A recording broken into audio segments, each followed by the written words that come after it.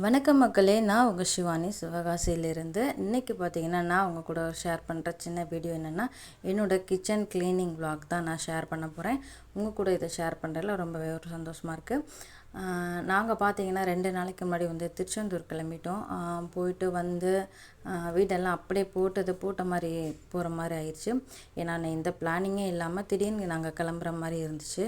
So போயிட்டு அங்கே சாமி தரிசனத்தை எல்லாம் முடிச்சுட்டு வந்து வீட்டுக்கு வந்துட்டு ரெகுலர் ரொட்டீன் ஒர்க் பார்க்கணுன்னு இருக்கும்போது கிச்சனுக்குள்ளே போகும்போது கிச்சன் எல்லாமே ரொம்ப அழுக்காக அப்படியே போட்ட மாதிரி இருந்ததால் ஃபஸ்ட்டு நமக்கு பார்த்திங்கன்னா பாத்திரம்லாம் கழுவிட்டு சுத்தமாக இருந்தால் தான் நமக்கு வந்து சமைக்கிறதுக்கான மைண்ட் செட்டே வரும்.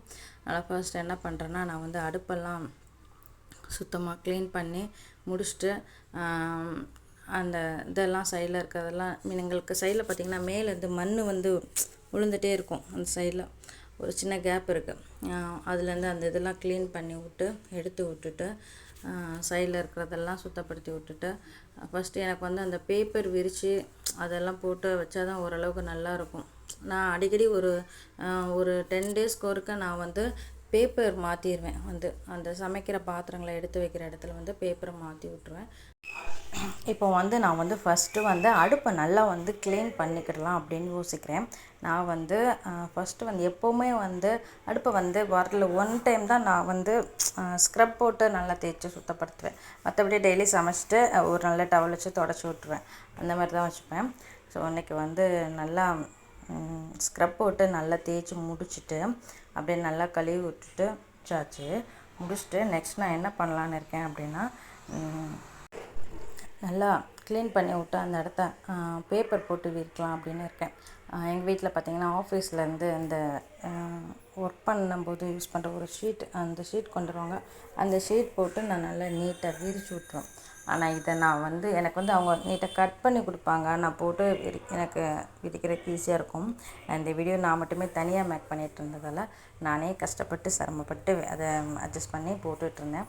அந்த அட்டை எனக்கு விரிக்கிறதுலே கொஞ்சம் நேரம் எடுத்துக்கிச்சு, ரொம்ப நேரம் எடுத்துக்கிச்சு. இருந்தாலும் கடைசி நான் அதை ஓரளவுக்கு செட் பண்ணி முடிச்சிட்டேன். அட்டையெல்லாம் விரித்து முடித்தாச்சு.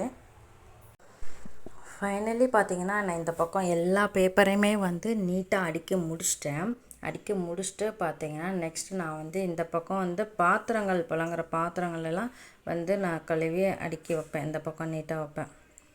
எப்போவுமே நான் வந்து சமைச்சு எடுத்து வைக்கிற அந்த சைடு வைக்கிற பாத்திரத்துக்கெல்லாம் அட்டை போட்டு வைப்பேன். இந்த பக்கம் வந்து இந்த செல்ஃபில் அட்டை போட மாட்டேன். ஏன்னா தண்ணி நமக்கு வந்து ஈரம்பட்டு அது ஒரு மாதிரியாக இருக்கும்ன்றதால நான் துணி வச்சு தொடச்சி விட்ருவேன், இல்லை தண்ணி வச்சு தொடச்சி விட்ருவேன். அந்த மாதிரி க்ளீனாக வச்சுப்பேன். மற்றபடி அட்டை விரிக்க மாட்டேன். எனக்கு வந்து எப்போவுமே இப்படி தான் பாத்திரங்களை நீட்டாக விளக்கி இந்த மாதிரி நான் கவுத்தி வச்சுருவேன். ஸோ எல்லா பாத்திரத்தையும் நான் நீட்டாக விளக்கி கவுத்தி வச்சுட்டேன். டாப்பில் மேலே இருக்கிற போர்ஷன் உங்களுக்கு சரியாக ஃபோக்கஸ் ஆகலை. அந்த பக்கம்லாம் பார்த்திங்கன்னா நான் வந்து பெரிய பெரிய பாத்திரங்களாக வச்சுருப்பேன். ஸோ கடைசியாக பார்த்திங்கன்னா ஃபைனலி எல்லாத்தையும் நான் வந்து விளக்கி முடிச்சிட்டு இப்படி தான் இருக்குது என்னோடய கிச்சன் வந்து.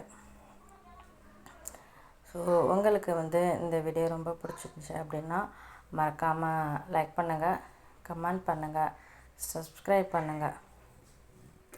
உங்களுக்கும் அந்த மாதிரி என்ன மாதிரி தான் நீங்களும் ஷீட் விரித்து தான் நீங்கள் எல்லாம் பாத்திரங்களை வைப்பீங்க, அந்த பழக்கம் உங்களுக்கு இருந்தால் கண்டிப்பாக கமெண்ட்டில் சொல்லுங்கள். Thank you so much.